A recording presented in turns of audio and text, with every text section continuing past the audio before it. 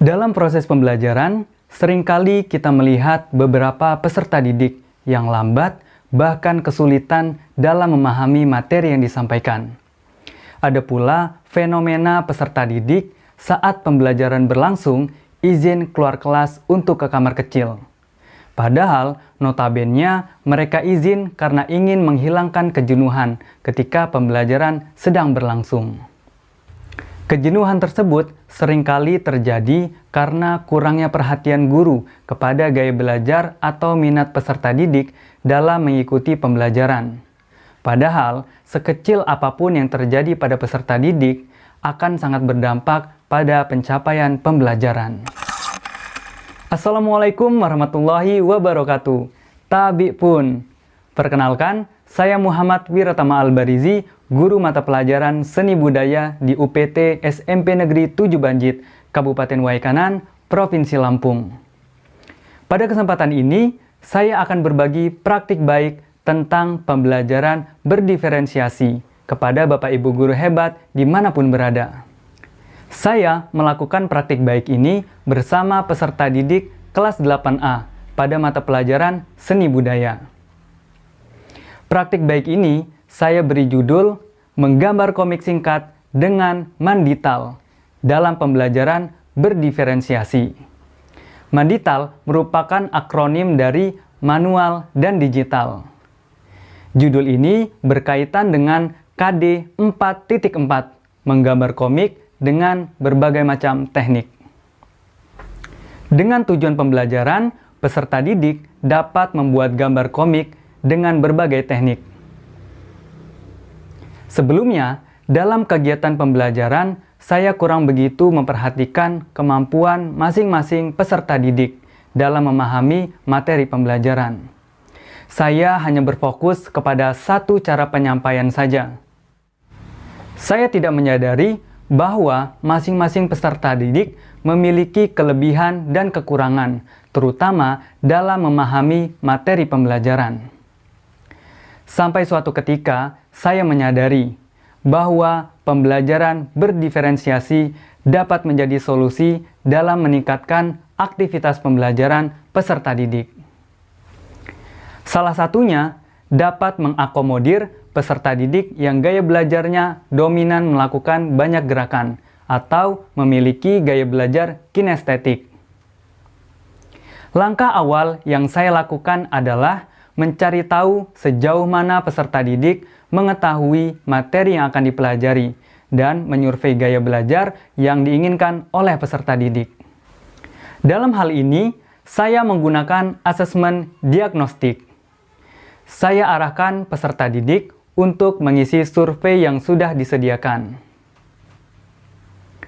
Setelah melakukan survei tersebut, saya mendapati peserta didik yang dominan belum mengetahui materi yang akan diberikan. Dari 23 peserta didik, semua sangat berminat untuk mengikuti pembelajaran yang diinginkan. Dalam survei berikutnya, melibatkan 4 macam gaya belajar yang dipilih peserta didik, yaitu 30% gaya belajar visual, 26% gaya belajar audio, 34% gaya belajar audiovisual, dan 8% gaya belajar kinestetik. Berdasarkan asesmen diagnostik tersebut, kelompok terbagi menjadi 4 dengan jumlah anggota yang berbeda-beda. Sebelum pembelajaran dimulai, saya mengarahkan peserta didik untuk melakukan literasi digital terlebih dahulu, untuk melihat referensi komik yang akan mereka buat nantinya. Setelah mereka melakukan literasi digital, barulah di sini mereka duduk sesuai dengan kelompoknya masing-masing. Kelompok visual, mereka belajar dengan media buku cetak.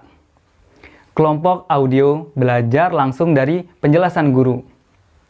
Kelompok audiovisual belajar dengan bantuan media video, dan kelompok kinestetik belajar sembari praktik langsung.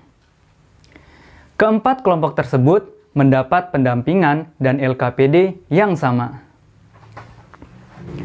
Kelompok visual sembari membaca buku mereka berdiskusi untuk memecahkan masalah-masalah yang mereka temukan dengan cara saling bertanya kepada teman satu kelompoknya. Oh iya teman-teman, apa saja ya alat-alat menggambar komik singkat secara manual? Oh, aku tahu kan Rafika, contohnya tuh kayak kertas gambar, pensil gambar, pensil warna, sama penggaris. Oh itu, terima kasih Alif.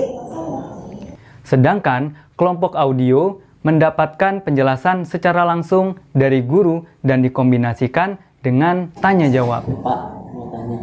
Nah, ini pertanyaan dari tadi. Jadi, tadi pertanyaan kenapa dalam gambar komik? Kelompok audio visual melakukan pembelajaran dengan media video pembelajaran, sembari saling tanya jawab dengan teman satu kelompoknya. Yang terakhir, kelompok kinestetik. Mereka melakukan pembelajaran secara langsung, praktik membuat sketsa kasar sembari tanya jawab bersama guru. Dalam kegiatan berikutnya, peserta didik menyelesaikan pembelajaran dengan target dapat membuat satu komik singkat dengan teknik pilihan masing-masing kelompok. Ada yang memilih membuat komik dengan teknik manual, dan ada pula kelompok yang memilih membuat komik dengan teknik digital. Untuk teknik digital, peserta didik memilih aplikasi Canva for Education dalam memproduksi komik singkatnya. Kemudian, produk dari masing-masing kelompok dipresentasikan dengan saling berkolaborasi. Setiap kelompok mencoba menampilkan dan mempresentasikan hasil karya dengan gayanya masing-masing. Kelompok yang lain ada yang menyaksikan dan ada pula yang mengajukan pertanyaan seputar proses pembuatan produk komik singkat tersebut. Dalam waktu bersamaan, guru melakukan asesmen formatif ketika presentasi sedang berlangsung. Kenalkan kami dari kelompok audio visual, Nadia. Pada sesi akhir, guru bersama peserta didik melakukan sesi refleksi dengan tujuan menguatkan pemahaman para peserta didik. Lalu, karya komik yang telah dibuat, saya bebaskan masing-masing kelompok untuk memposting dimanapun yang mereka inginkan. Ada yang ingin memposting di sosial media, dan ada pula kelompok yang ingin menampilkan karya komiknya di mading sekolah. Agar pembelajaran berdiferensiasi menggambar komik dengan Mandital ini tidak berlalu begitu saja, saya bersama peserta didik berencana membuat sebuah produk buku antologi komik singkat. Dengan tujuan agar buku tersebut dapat menjadi bukti bahwasanya karya dapat dibuat oleh siapa saja. Kemudian, buku yang dibuat dapat menjadi kenang-kenangan dan menjadi motivasi bagi siapa saja yang membacanya. Setelah saya mengikuti pembelajaran berdiferensiasi bersama Pak Wira, saya lebih memahami pembelajaran yang disampaikan. Setelah saya mengikuti pelajaran berdiferensiasi tadi bersama Pak Wira, pembelajaran menurut saya lebih menyenangkan dan mudah dipahami. Assalamualaikum warahmatullahi wabarakatuh. Tabik pun, saya Anprima Roja, Kepala Sekolah UPT SMP Negeri 7 Banjit, Kabupaten Waikanan, Provinsi Lampung, sangat mendukung apa yang dilakukan oleh salah satu guru kami, Bapak Wiratama Albarizi, dalam melakukan proses pembelajaran berdiferensiasi terhadap peserta didik kami. Pembelajaran berdiferensiasi sangatlah menjadi solusi sekaligus wadah untuk para peserta didik menyalurkan minat, bakat, dan gaya belajarnya masing-masing. Saya Muhammad Wiratama Albarizi pamit undur diri. Mohon maaf jika selama penyampaian ada kata maupun sikap yang kurang berkenan di hati Bapak Ibu guru sekalian. Semoga praktik baik yang saya lakukan ini dapat bermanfaat untuk kita semua. Saya akhiri, wassalamualaikum warahmatullahi wabarakatuh.